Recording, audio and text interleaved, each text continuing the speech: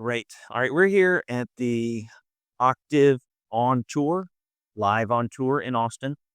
And because of such a collection of people that are great for us to talk to, we're taking advantage of that. We did a podcast this morning on the conference, and and about integration from a design perspective. Uh, and now to this afternoon before we shut down, wanted to take advantage to talk to you guys about smart completions. So before we do that, let's get a quick introduction. We got Joe and Mo. You guys like to consider what's the tagline for that? We bring the mojo. You bring the mojo. Okay. That's the tagline. Yes. Okay, good.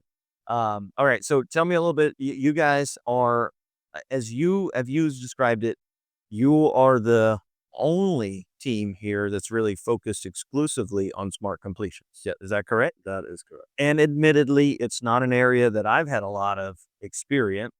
So it's one that I'm looking to grow. So it's an opportunity for me to learn quite a bit. But tell me about what you guys are trying to do with smart completions. Absolutely. Well, first of all, thank you for having us here. We're very happy to be part of this podcast. The invite. And Yeah, I'll tell you, we've had numerous people come up and say, "Hey, we love the episodes. Thanks for sharing." So there'll be a few people that watch this. I mean, it's not huge. It's not huge, but there'll be a few. So that's awesome. Looking forward to it. So essentially, my name is Mo Salah, and I essentially run the business development side of the company. We found ourselves in a position a few years back where, we've been dealing with all these different companies and different service providers that do completions, and we've seen that there is a common denominator between all of them. That the common denominator is that everybody does it in certain flavors, and everybody thinks of completions as a commissioning sidekick. It's always commissioning and completions. So in our years of experience, we started realizing that the gap here is that, when we're at the end of the project, right, the people at the front end of the project sometimes may consider or may not consider us.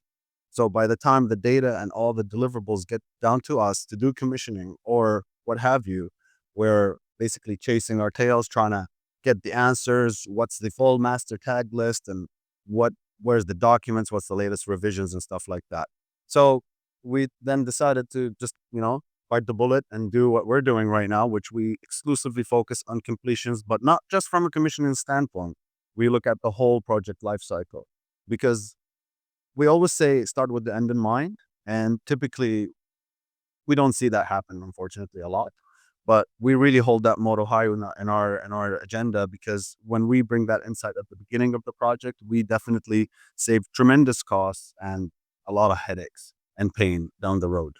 Okay, so let me. You can grab the mic if you want to, Joe. I'll ask the next one to you. But in our discussions, we talk a lot about 3D model. That's something most of the audience can get a good visual of. P&IDs are important.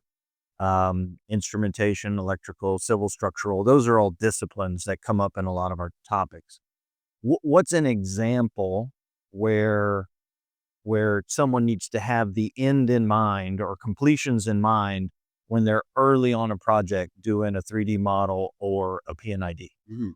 So generally, when we come to the project, we focus on trying to plan for it, right? So we want to do work up front.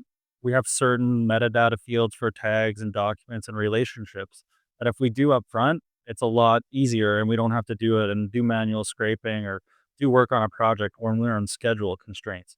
'Cause then you're adding to your project budget and, it's not really something favorable for your outcomes. An example would be like systemization is Okay. typically key, right? Um, s- in the SPID world, sometimes some clients, they add the systemization data in there and sometimes they don't, or sometimes it's half done, half not, right? So with having a completions set of mind or piece of mind thinking, essentially you ensure that, when they're doing at the design stage, that, hey guys, we must ensure that we have no blanks in this field. We need not only that metadata, we need additional metadata. Let's say I need the tag to document relationship. It may not necessarily come from 3D, but it may come from a SPI or a SPID, right? So these are the discussions that we would want to have at the front end. So by the time it comes to us, we don't end up hiring 30 people scraping 30,000 isometrics trying to find weld log on data and all that. Okay. Yeah, because I'm on a project right now where the P&IDs were designed in a way that didn't include systems, right? It was purely the engineering viewpoint.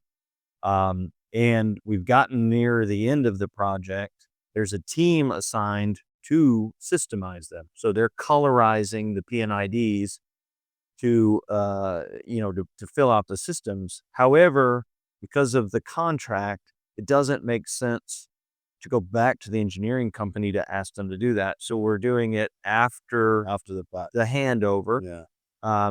which I think we'll work our way through it, but it was a missed opportunity. And you guys are do you help with that color coding, systemization, creating, or do you just kind of facilitate the completion, the use of it once it's already done? So when you think about completions, think about data police. So when it comes to systemization, we see process systems, which is operations, but we also have startup. So you're wanting to connect, your commissioning teams, your construction teams, whoever's starting it up, your ops teams, all the way back to engineering because they need to give them their input because truthfully, systemization should come from whoever's doing the startup. Yes. Typically, it is a commissioning function where, they come into the scoping drawings and, system boundaries and whatnot. And we assist with those activities. We don't necessarily do the systemization because if we are doing the systemization, we might as well do the commissioning. However, if we're looking at completions from a broader standpoint that includes construction complete, and then mechanical completions, traditionally called mechanical completions, or ready for commissioning, you won't be able to dictate the systemization that way. So we're looking at it from a data perspective, not necessarily from a commissioning perspective only. And also, like, just to add, like, systemization is not just on P&IDs. It defines your turnover. You're creating turnover and handover packages. You're, like Mo said, you're signing certificates. You're transferring custody. You're doing this by either location early on in construction or by systemization later in construction and commissioning when you get into those like instrumentation and electrical disciplines, right? How much of that is dictated by the hydro testing strategies or, what's the primary defining characteristics that we say, okay, yes, this is going to be a system, and then we'll break it there and we'll move to this system? Like, what's the primary way those are broken down? So from my experience, there's definitely three main ways to look into it. So you're gonna have to put your construction hat, your commissioning hat, and your operations hat. Because from a construction standpoint, you may not care if this is a cold water system pipe or a steam pipe. But from a commissioning standpoint, maybe they do care, right? Cleaning procedures may be in effect. And from an operation standpoint, maybe they do want the steam before the water or vice versa. So how do we communicate that is that when we're doing systemization or being in the process of systemization, we ensure that operations sequence is considered, commissioning priority is considered, and construction or constructability of those systems must be considered as well. And that's what gives you the system or subsystem list with the priority and a sequence that the project should be turning over based on. And that's what only comes in effect when you're looking at it, not just from a commissioning lens, from a project lens. And to more to your point on like the hydro testing, when it comes to hydro tests, it's really like where are these isolation points? Where's equipment being cut? It happens on your P90s. Those tie points or those isolation points really need to be identified. And you might have hydro tests that cross system boundaries. It's all usually based on commodity, right?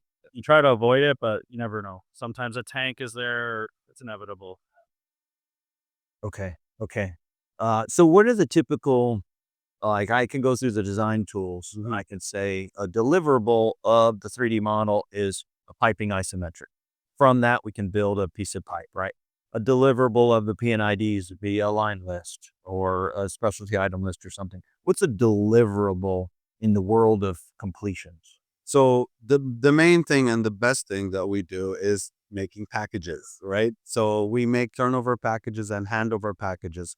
Depending on where you inject completions, on the project, you will have a package at the end of that stage life cycle. So whether it's construction, you're going to have a construction complete package that has the latest and greatest red lines that construction has done for commissioning to do commissioning safely or do cleaning or whatever the exercises they're doing. And the same thing goes from commissioning to operations. And each and every stage gate would have to be assigned with the schedule. So we like to be driven by the schedule. So we have dates that we want to achieve to have those packages ready. So in essence, it's the packages that that operations is looking for or commissioning is looking for that when it enables them to conduct their work safely. And, usually all this stuff's contractual and it's driven by a table of contents. So when we talk about turnover packages, we want to know what they're expecting, whether they be check sheets, RFIs, safety documents, like you name it. Punch list. Punch list is a big one. Like our case study we were talking about, they have 14,000 punches. We have to turn that over at the end so they know what was wrong and how it was fixed. Okay, so you're creating packages. So you do some prep work, and those packages include a check off sheet. But not only that, but it reference data to support whatever you're trying to check. And then ultimately that goes out to a team and comes back with a sign off that says, hey, we have completed this system. It's approved and it moves on. And then the red lines from that process are also then incorporated back to the design tool to They have to. in the ideal case, right? Mhm. Bread completions is a bit of a temporary task in the middle of the life cycle of this facility. I mean, you'll have further completions on modifications in the future, I guess, but like a lot of the design tools, I advocate very strongly about the life cycle purpose. But there are parts of the process when you go from design to build to operate. There are parts of that process that are temporary, yeah, or they have a purpose and then they kind of fade back. There's a beginning and an end. Yes, Yeah. absolutely. Yes. Okay. So you guys presented Case study. a case study Correct. while you were here. Yes. What was the main theme of that presentation? So essentially, the 2 cent tour of that case study is I entered the project as a turnover manager for construction at 50% construction complete. I show up to a project that had no digital platform whatsoever. Everything is done by emails and Excel sheets. We had to turn it around, and that's the project that had 14,000 punches because they had such a late implementation, and every contractor had their own work to go list or some sort of deficiency list, right? So essentially, that what we did is we implemented software, and then we set the owner governance and the priorities because the owner, a quick example is that it's a gold mine and they wanted to run the course or loop first, and turnover was all over the map. Contractors tracking was not being accounted for. So they were not able to hit that priority to make sure that, okay, that loop is the proof of concept is there. Are we ready? Are we ready? They didn't know if they're ready. So with completions on site or on site completions, they were able to get that visibility. Okay, so there are some software packages that just have the name of the task. Yeah, So completions is a task, correct. period. On its own, could be done with spreadsheets and whatnot. Yeah. But it is also an Octave software package, smart completions, right? Yes. And so you guys, I think like most service providers in the industry are uh, aware of the workflows and the reason that there's value in this task, and then also capable with a technology or multiple technologies that can solve the task. I know, like in our design world, there are parallel competitors to Octave that have very similar products. Mhm. There's pros and cons, various debates about what's best for what scenario.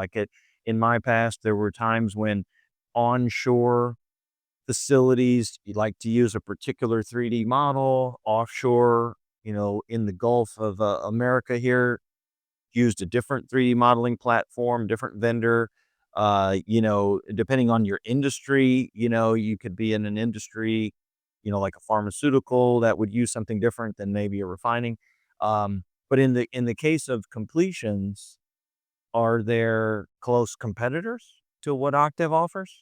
Absolutely. So from what we've seen is that there's at least a dozen softwares that does completions, right?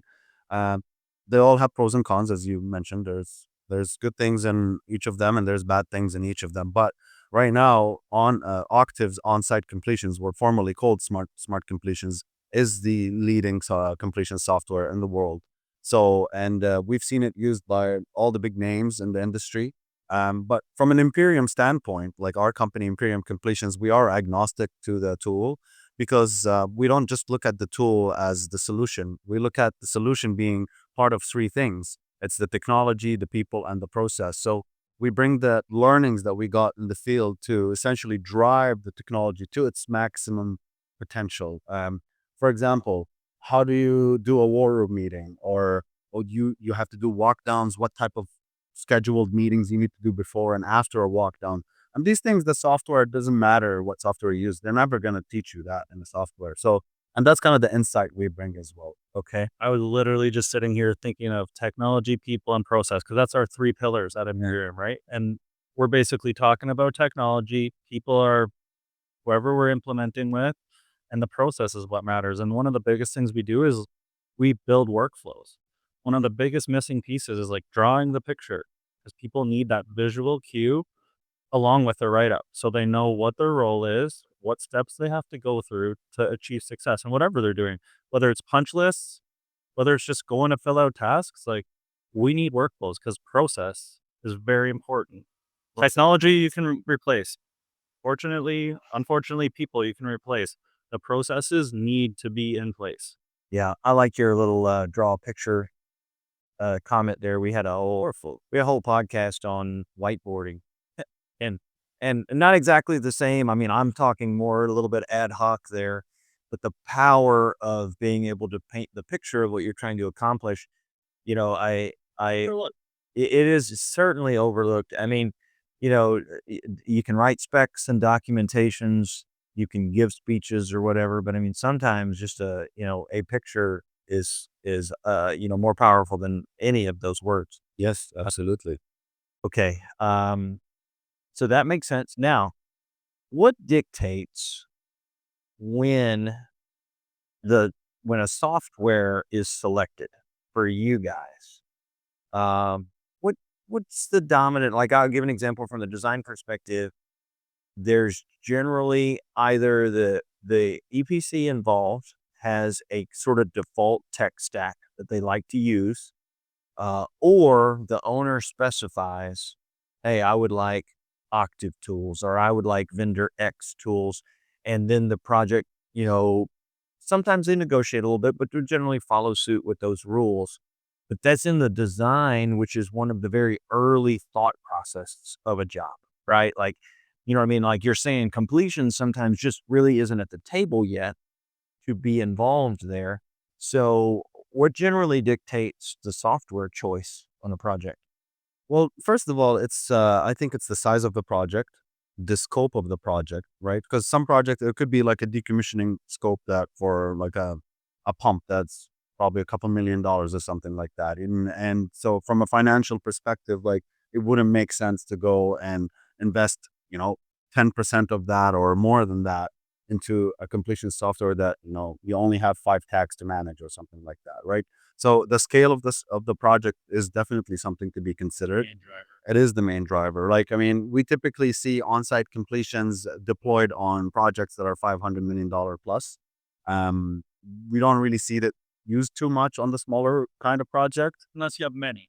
unless you have many. Like for example, I've worked with with a company that we did smaller projects. I think it was about $200 million compressor stations, but we did five at a time, right, across in a very large area on the pipeline, and it made sense to do it that way because on-site completions had the repeatability feature in it. So essentially, you set it up once correctly, and it's rinse and repeat essentially after that.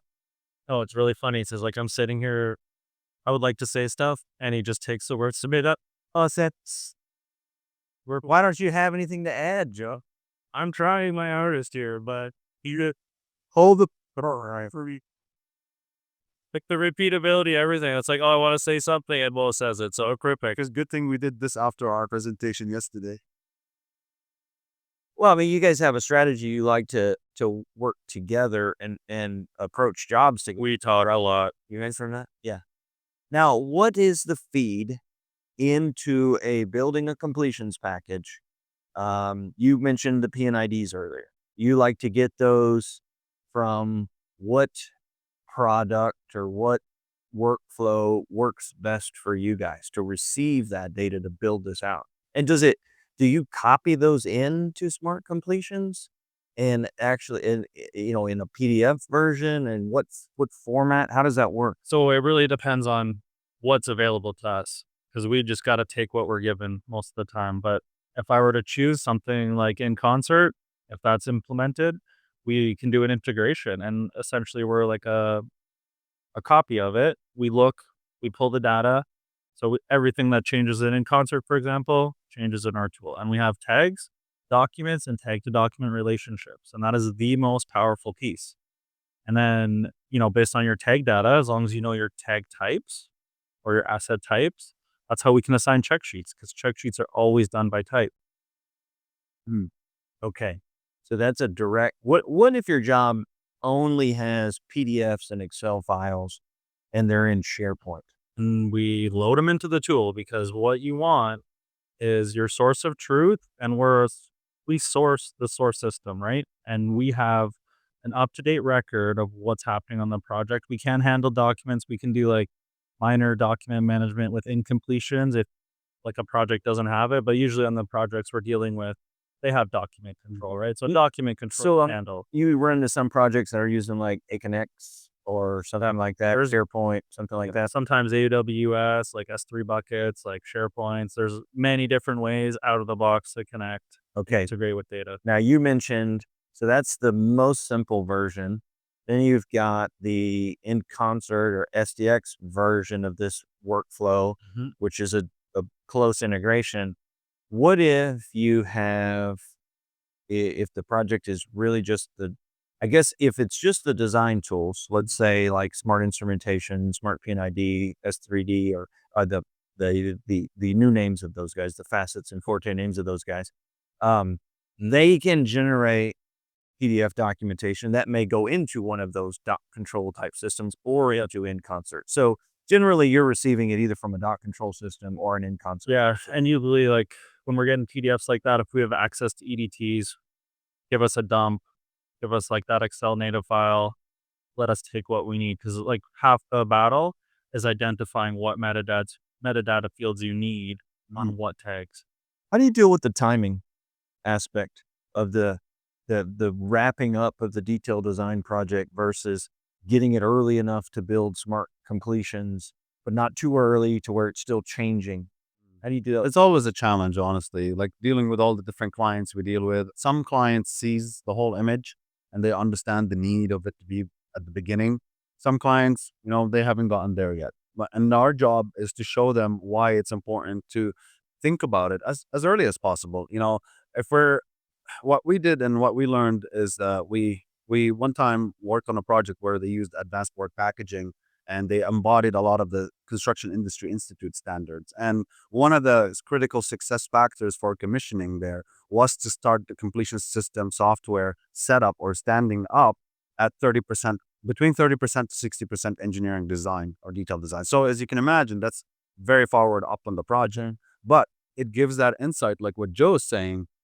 When I get a dump from Spit and Spy and I have all these metadata fields, for example, if I'm going to go do an instrumentation sheet, right, and I need to get all the design specs from that data sheet into that check sheet. So when the guy is doing his work out there, he can verify if the data sheet is correct while he's doing his testing, right? Yeah. So I would, if I was able to review the dump from Spy at the beginning, I don't know, let's say at 90% engineering done, right? I would be able to tell them, hey guys, let's not call this done.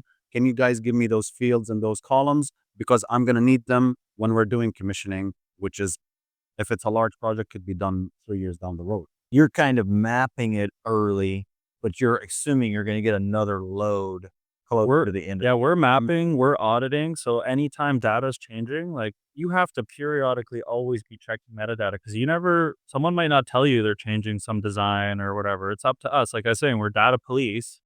We need to look for blanks, we need to look for misspellings, like, there's usually something that's amiss, and, like, we're constantly, like, scrubbing through data and, like, living in the data to find those things. We're shining lights on errors. Sometimes people love us, sometimes people hate us, no? Okay. So how does the completions role compare to, there's a smart construction app too, Mhm. right? And in the construction world, that's where you're talking the AWP type stuff, right? That's primarily for the Like the I construction. construct, yeah. Is that right? So how does completions relate to construction? Timing wise, responsibility wise, all that So, sort of stuff. I would consider those tools more as planning tools, and they're also like a visualization of the progress, like in the 3D model, for example. So, we would take the packaging. So, like you're setting up your work packs or hydro packs in iConstruct or Visualize, right? We take that data, feed it into completion, then we can start putting check sheets against all the things we need to. So, usually your hydro packs come with like 7 or 8 types of check sheets that they need in order to be complete. And then we are measuring the completion of those. So, if you have 7 check sheets and you've only done 4, we're feeding that back and you're visualizing in real time where you're at on this work pack. Okay. So it's from the design, then construction phase, there's the overlap, but completions is you're basically the complete the checking of the construction phase. And then I just wanted to make sure. I mean, it sounds obvious, Yeah. but like I said, I'm assuming this podcast is going to go viral and 100 million views tomorrow. And so it's okay to know that not everyone's quite on the same page. And that makes sense. I think it's we sit in a very advantageous place because we're way at the end of the project, right? We're right there before operations take on the keys of the gates and kick everybody off the site, and that's an operable like an operable facility. So we see all the bad decisions that were made up ahead of the project life cycle, or the questionable ones, the good ones. So it all surfaces up on our end, and typically when we come and find them, most of these guys are long gone, or in a different project, or God knows what happened, right? So Okay. Yeah, because I've said that before too. But early in my career, I spent quite a bit of time in the field, and at that point, the project team is so small. It's yeah, a couple of from the engineering side, just a couple of people that went to do startup.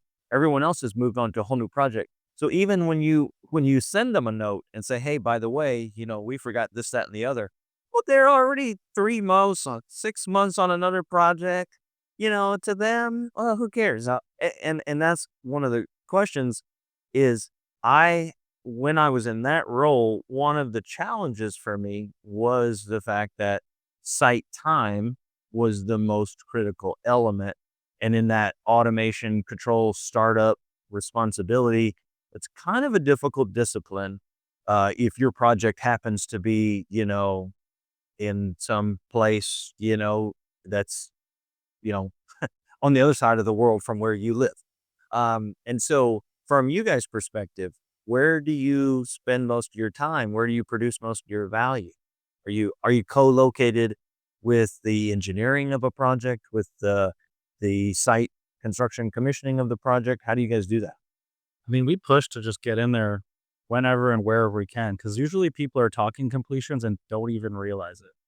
And what we try to avoid, I think, is being there at the end and the project is done, but the turnover is not. So when those guys are gone, we're trying to get them before they leave.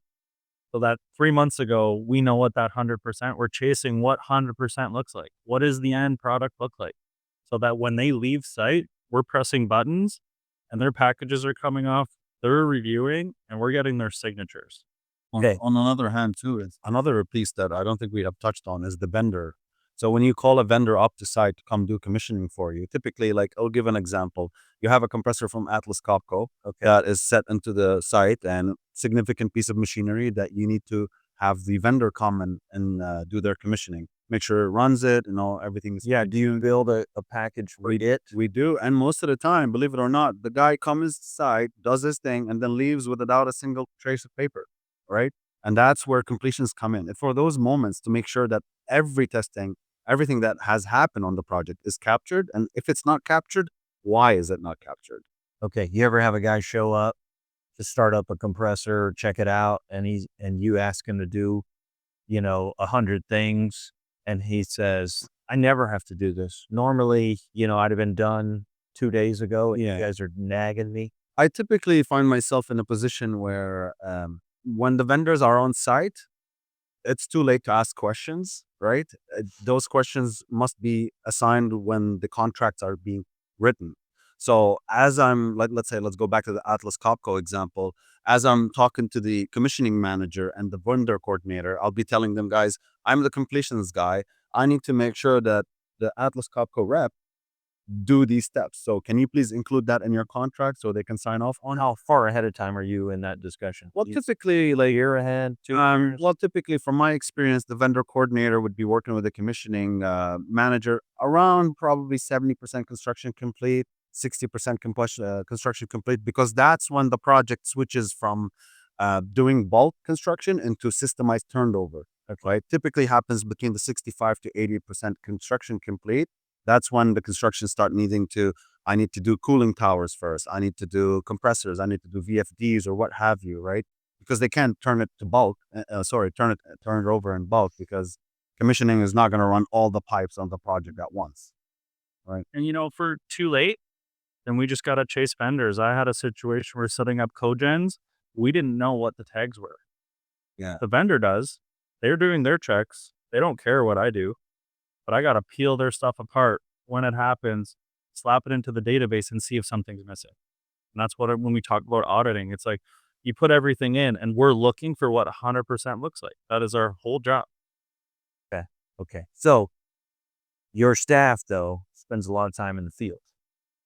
Most of the time, it depends on the scope. So we found ourselves in a very unique position because, we come from the field and, we know what the field requires. And we all know that, being in the field is not cheap for the client, right? So we advocate the clients is like, let's get everything done that we can remotely.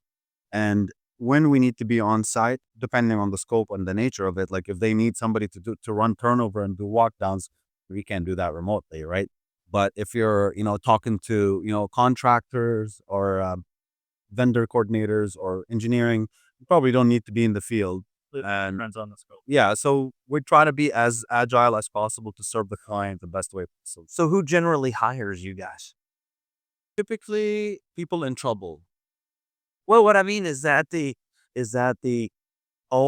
operator of the facility? Is it the construction team? Is it the EPC? Who So most of the time, it's the owner, right? Okay. But we do have a lot of clients that are APCs as well, right? So depending on the nature of the completion scope, so if the owner is doing like a major greenfield project, they'll probably be interested in talking to us. An EPC is doing like a copy paste type of project, like a compressor station example. They probably want to talk to us because we would give them the program that would be reliable enough for them to just set it up once rather than multiple times. And, we advocate for owner driven completions. But what is an owner? The owner is who's ever owning the process. It could be an EPC, it could be just a third party contractor, Yeah. it could be an owner operator, but whoever's owning the data or whoever's driving the data needs to run the completions, right? Yeah. And we always like to see it at the highest level because, like I said, we're trying to shine lights on everything. We're there through that mid phase of the project life cycle, and we want to see everything because we want to try to connect the dots. We're breaking silos. So a lot of these project phases get siloed out and data gets missed, rework happens, people sit in the field. Like when you're in commissioning phase and you got guys sitting, that costs exponentially more than if you just took some time up front in engineering and did the work that those guys needed later on, Yeah. whether it's data sheets or just like simple metadata, right? Okay. Are there instances where you end up embedding someone in an office on a capital project where they're talking day to day with the teams as they're generating the design deliverables? Yeah. I mean, we did have a couple instances where, we were involved at the front end of the project and we did help the project kind of make the right decisions. Regarding whether we're going to be located on site or located in the field or located in the office, that all depends on what the client really is looking for. And we'd like to, essentially, we're trying to sell happiness here, right? So whatever the client makes, whatever makes the client happy and gives them the results that they're looking for, that will be the approach we're going with, regardless if it's remote or on site. Because it's a value proposition at the end of the day. People see completions as like a separate line item, but you're doing it everywhere. You're just shining light on it. Like if you go ask a client, how much are you spending on completions? Usually they don't know. They've de-risked it. They're not looking at it. They're just waiting for a package. Okay. Um, and so we, in our business, we deal a lot with the discussion around turnarounds. Existing facilities that are going to have annual maintenance, right? Could be a couple weeks, could be a month, whatever it is. They have projects that they've included in their plan for that turnaround. They have regular maintenance.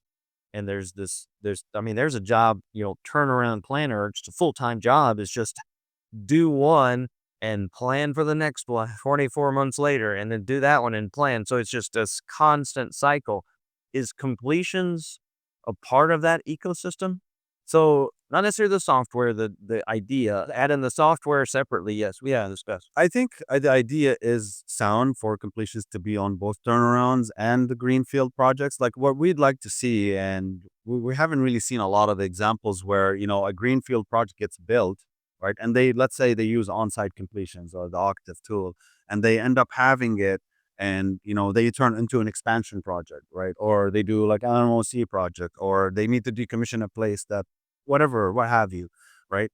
It would be good for them to use the same setup they have and all the data they've accumulated during the project for these things that happens after the greenfield project is completed. And that would extend to turnarounds. But I can tell you that there's a lot of clients that use completions for turnarounds because it's such a tight window of time. And most turnarounds, people just get the job done and be like, oh, we need to have papers. Okay, that we forgot. You'll be lucky. And like the thing about completions tools is they're repeatable. You can set up your turnaround template. Yeah. So it's a different flavor than if you're building a new project, right? You can set it all up and then you're planning this thing. Why not set what your 100% paperwork looks like? Send out the tablets to the field with the guys. And it's like, hey, let's have an extra person making sure the paperwork's getting done because that's going to help us afterwards. Okay. I think I'm down to my last question or two. How much of what you guys do deals with the instrumentation and controls? So there is substantial amount of that in our world, right? Because Because like loop checks fall into your completion check. yes, so we build loop packs and we do loop checks based on what the loop and the childs of that loop is and all that. So all digitally, of course, right? So we would take all that data from SPY and get all the alignment between the loops and its childs, the parent-child relationship and all that. And we inject that into our modules where we can provide those check sheets, or typically it's in a commissioning world, right? When they're doing pre-con, making sure the instrumentation is all done correctly, calibrated, PSV has been popped or bench tested, what have you, right? And then they go ahead into, like, let's say, dynamic commissioning where they start checking all the loop components, and even go even further where we start going to like cause and effects and control narratives, and where we're checking, oh, this pump is running because this something else is triggering it. So all this data that has a home in SPY, it also can be homes and completions as And well. like one other thing to add is, we focus on preservation. A lot of these equipment that we're buying needs specific things that are required by the manufacturer to even have your warranty be valid. Mhm. That is another focus on completions. Yes, that's A lot of that stuff gets missed. You go look for a warranty 3 years later and you don't have the paperwork to back it up, denied, buy a new device. nice. Good luck. And you're $3 million down the hole, Right? or something like Like that. instrumentation's not super expensive. When we're talking about some mechanical equipment and you're missing this one piece of paperwork that you needed and you're gonna get your warranty denied, like someone's gonna be not I happy. remember a good example. It was a compressor staged on a project that was arrived way too early, and they didn't do the shaft rotation properly, and they ended up having to buy a new shaft and decouple the old one. And it was just such an added cost that was easily preventable if they used something like a preservation log that we have in on-site completions. Okay. Okay. Excellent. Now you mentioned something a minute ago that sounded like the functional check. Some people call it, when you're looking at the You mentioned the cause and effect or the actual control scenario. Now, those features were tested during some factory acceptance of that control system. Yes. But how big of a part, how much of that do you see in the commissionings world, in the completions world, where you're, rechecking a functionality of the control system like that? So this you're touching on a very important piece that we haven't really talked about, and it's one of my favorite pieces because a lot of it gets overlooked, which is the factory acceptance testing and the site acceptance testing. So let's say you get a skid, and the skid has multiple, like a fire and gas system that needs to be connected back to the control panel, right? And they test it at the mod yard, everything is good, and then during transportation, the truck hits a bump or something, and the instrument falls, right? And something happens, right? And then they don't end up doing site acceptance testing, and then that gets flagged out towards the end of commissioning. Because typically, when a vendor's kit shows up, some people take a look at it, but there's not a whole lot of manipulation that happens to it, right? Becomes a deficiency, like It becomes a batch list into our system. So, but these things we manage with certification, right? Like we like to push clients into having completions even at the mod yard, right? So when you have the results measured and recorded there, they transmit over to site where you check them again at the site acceptance testing. So by the time it gets to commissioning, no issues there. Okay. And one of the things I've ran into before is like, how do you connect your field guy and your DCS guy? You want them filling out check sheets at the same time. This guy's caring about signals. This guy's caring about what's in the field, right? Yeah. So it's really helpful when you can connect both of those guys in the same database, either on similar check sheets or connected check sheet An electronic check sheet. and electronic, right? Okay, so I don't know if you guys know, obviously, we actually talked to you last week in Calgary, Yeah. right? We were there for the ISA portion of that giant Calgary Global Energy Show. And one of the reasons we were there was because we do an automated factory acceptance test of a PLC. And I think it flanges up a little bit with what you're talking about here. It may be something that we need to discuss in the future, because what we were doing there is that factory acceptance test is typically it's a manual thing. It's people in a fab shop exercising a whole bunch of scenarios, and at the end of the day, they all shake hands and said, "Hey, that little magic box It looks good. is doing all of the things that it's supposed to do. It starts when it's supposed to, it shut down when it's supposed to." And they're in the industry or in the control system discipline, that's always been a bit of a, and whenever you're doing that, you're like, this kind of dumb. I mean, yeah, we all shook hands, but where's our documentation for that? We highlighted some papers, but eh,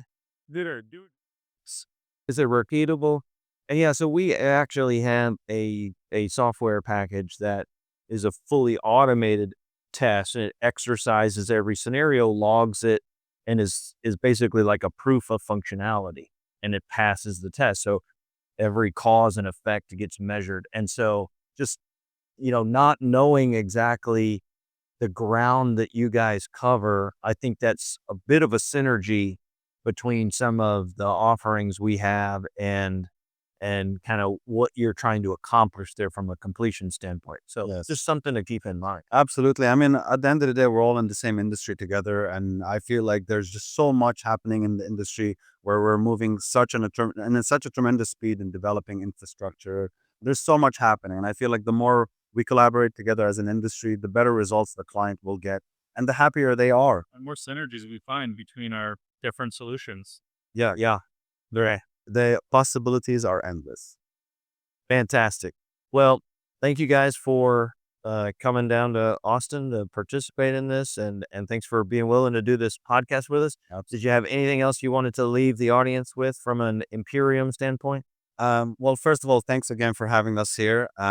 We loved it. And the last thing I would say about Imperium is that if you ever come into a project that has anything to do with completions, call Mo or Joe at Imperium Completions. You can check us out online or our LinkedIn page, and we'll be more than happy to talk completions. And as Mo always says, start with the end in mind. Yes. And Joe says you got to check out your website. Right? Oh, yeah. SarahLeations.com. Yes. All right. Thank you.